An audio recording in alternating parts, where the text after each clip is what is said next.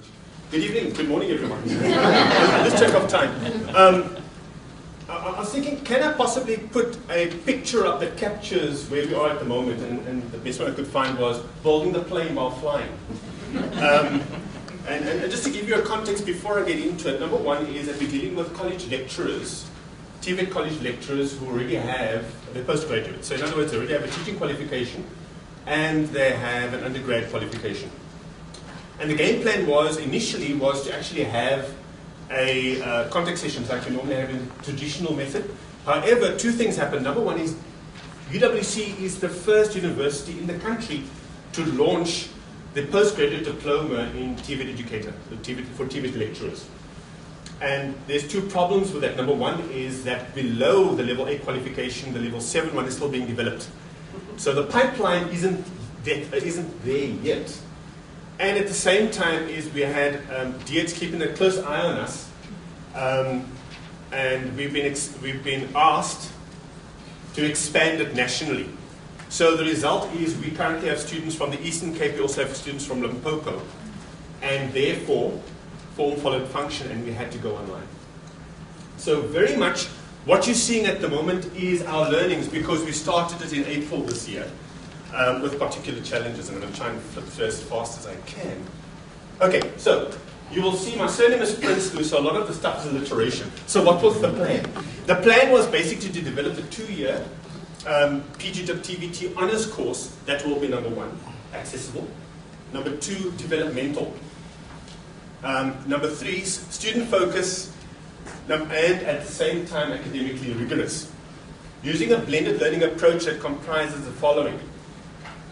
What we do is that we have 1 week contact session, block contact session with all of our students here at UWC. And then we also have 2 tutorial sessions. The tutorial sessions basically coincides with the 2 assignments that they have to do. One assignment is for continuing assessment, the other assignment is for final assessment. They count 50% of the marks. The difference between the experience that you folk have had and our experience is that we're doing 2 things. Number one, is that we're focusing on developing academic scholarship and on research scholarship, and on the other side we're actually developing leadership within these TVET lecturers by exposing them to a lot more than probably they were, a lot more than what they necessarily have been exposed to. Right, so moving to the next speed, the process. Okay, the qualification was submitted to CIECT as part of our PQM. Well, the qualification was submitted to CIECT in 2013. The wheels of our bureaucracy turned very slowly. And I have to acknowledge, and everyone has mentioned it here, is the superb support we've got from CIECT. We are complete novices, and without them this would not have been possible. One of the things that we wanted to be able to do is how do we begin to harness the knowledge and skills within our institution to be able to launch this program. We don't want to go outside. Why go outside? When actually we've got incredible skills within the institution. My colleague and I are developing the content as we are going. We're using the model descriptors, identifying key readings, and of course putting it online. And next year, what's interesting, well, we're expanding it to look at other electives. The result is, in fact, which is a blessing in disguise, is that our cohort is quite small. Because of the challenges we face, we've got 15 members on a starting cohort, but a lot more are joining us next year, which allowed us to learn as we go. And it's been expanded to include technology, business, and so to be able to accommodate a much broader range of lecturers currently than just the maths, the English, and the life orientation. Right, that's our product. Okay, so that's the flyer that's went out to the colleges, and it basically breaks down in terms of the different modules. They said I'm not going to go into all those details because most of them I have expressed already. Part of the challenge is that it's a new qualifications framework, and a lot of interested lecturers are coming in with old qualifications. So we're looking at issues around how can we assist them in terms of RPL and recognizing those existing qualifications as it feeds into the new one, until the pipeline has been established from the advanced diploma in TVT. Right, so what's the program? How do I teach my students if I'm not there physically? that was my starting point. And how do I then put that online so that it's something that they're able to engage with? One of the things I discovered, or two things I discovered about our lecturers, right? The one thing is they become like students once you start the story, despite the fact that they're lecturers. The other component is that we make assumptions. We make assumptions in terms of internet access because this happens at the colleges. We make assumptions in terms of what is the digital literacy of our lecturers. Seeing there are lecturers. And what we're finding is, in fact, you can't make assumptions like that. So one of the things that's very important in the first semester was scaffolding. How do you begin to scaffold our lecturers? How do you begin to scaffold our lecturers so that they become comfortable with this new method in terms of their engaging with? So I adopted a very didactic approach. Okay, they had to submit. So there's an issue around tasks, because what we wanted to be able to do is to make sure our students read.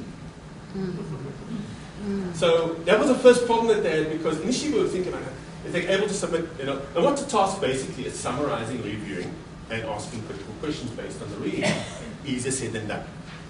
Because we had complaints from our students, this is too much. Because remember, they're lecturing as well as doing this stuff at night. So,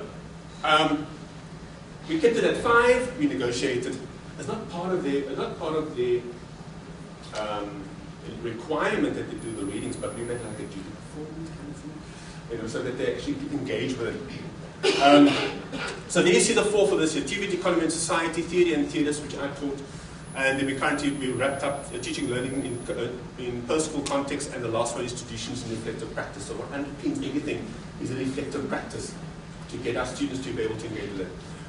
This, on your right-hand side is a breakdown in terms of there's 10 weeks per module, and that gives you a breakdown in terms of some of the introductory concepts, competency-based training, learner-centered approaches, mentoring, Okay, all right.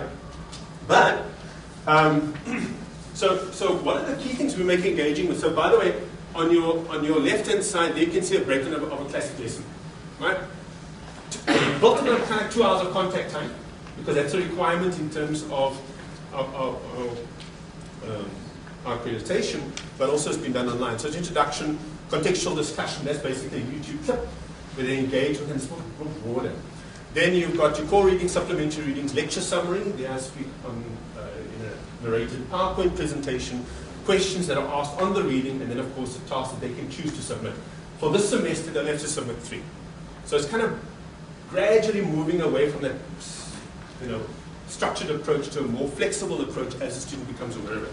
But what I wanted to show you here, it was interesting. In the space of 10 minutes, my student got it. The student got it. First, he said, "Good evening. This was at 5 to 12 at night." My students work. "Good evening. Now your very first question makes sense, Nigel." Okay, and she begins to unpack it, and at the end, I just realized maybe this is why problem-based learning suggests collaboration between lecturers. Is it so? Tell me it is so.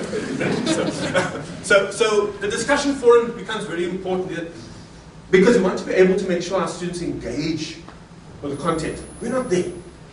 Okay. Part of our problem off campus has been in terms of getting our Skypes working, etc., so we're able to have much more important interventions. What's the pitfalls? The kind of stuff that came out in terms of previous discussions. Assumptions. Assumptions we make, assumptions our students make. Oh, e-learning is easy. Just have to submit 2 assignments, Yeah, but you need to structure it. There's much more. Tight time frames for course development. As I said, we're building it as we're flying. UWC systems and student workload. Kind of the key things we found is problems in terms of access to internet, especially in terms of some of our rural colleges. We supplied our students with dongles to be able to facilitate that. I still get the question, "Nigel, we don't have data." I said, "Buy it yourself." It's amazing that they become 50 gigs, not a new nanny. Okay. Accessing the platform sometimes for students, but what is interesting is, one of the things I find, like when you're driving to work, one minute, you tend to go the same way. You've got to show people the alternative routes. And it is labor intensive. The potential, reach, individual contact, adapting content, etc., and avoiding the challenges. Let's hope not fees must fall this year. Final thoughts, re-establishing the baseline. And from there, what we're looking at is refining the aircraft to be able to fly better, and so we're able to make it more effective. The road is made by walking, reflectively. Ladies and gentlemen, thank you very much.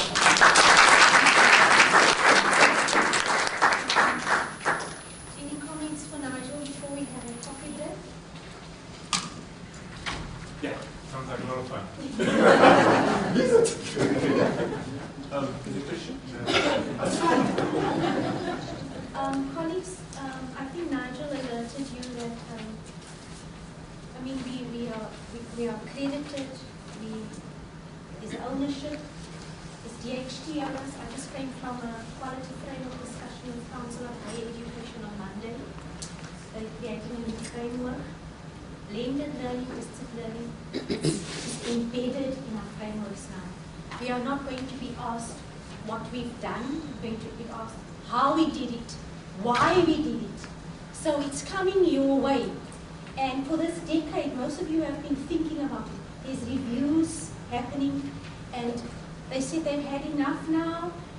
Outputs, the outcomes, and the student voices.